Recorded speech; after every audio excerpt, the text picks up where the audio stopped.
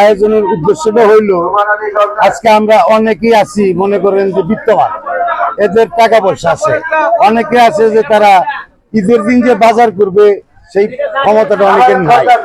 দেখা গেছে ছেলের একটা শার্ট কিনে দিতে গেলে বউর একটা শাড়ি কিনে দিতে পারতেছে না। আমি যে উদ্যোগটা নিছি, যদি ঈদের বাজারটা আমি এদেরকে দিতে পারি তাহলে একটা সেফ হইলে।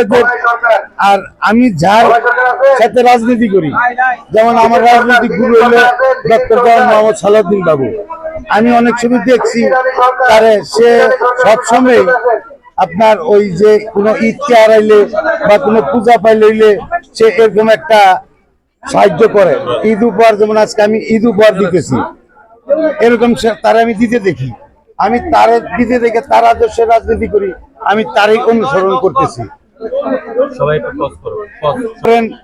আমরা এইবার আমাদের দেশ নেত্রী ম্যাডাম খালেদা জিয়াকে আমরা এইবার হারাইছি, তার জন্য কিছু দোয়া যাতে মানুষ করে, সেই জন্য আমি আমার এই উদ্যোগটা যে সবাই যাতে ঈদটা যদি সুন্দরভাবে করতে পারে, তাহলে তার সরকার গঠন করছে, তার জন্য অবশ্যই একটু দোয়া করবে ইনশাল্লাহ, যাতে তার জন্য দোয়া করে।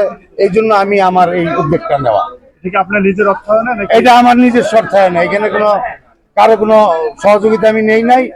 এবং আমার কমিটিরে আমি সবাই বলছি যে তোমরা কারো কোনো তোমাদের সহযোগিতা করতে হবে না, অর্থনৈতিক সহযোগিতা আমার করতে হবে না, তোমরা সবাই আমার সাথে আমি যাতে সুন্দরভাবে কাজটা করতে পারি সেই সহযোগিতাটা করো।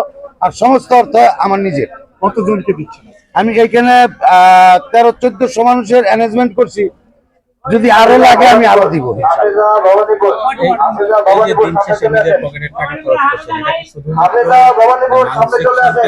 দলেরও একটা প্রচার হলো এবং আপনাদের যে দেশনেত্রী তারও আত্মার মাত্রা, তোমার সবকিছু মিলিয়েই কি দেখেন, আজকে আমি আপনারা অনেকেই জানেন এই বিরিল ইউনিয়নের ভিতরে অনেকে আমরা রাজনীতি করি, অনেকে আমি লীগের গেসা থাকছে, আজকে তারা অনেকে বড় বড় নেতা সাজছে, তাই না? এরা কি করবে আমি জানি না। আমি আমার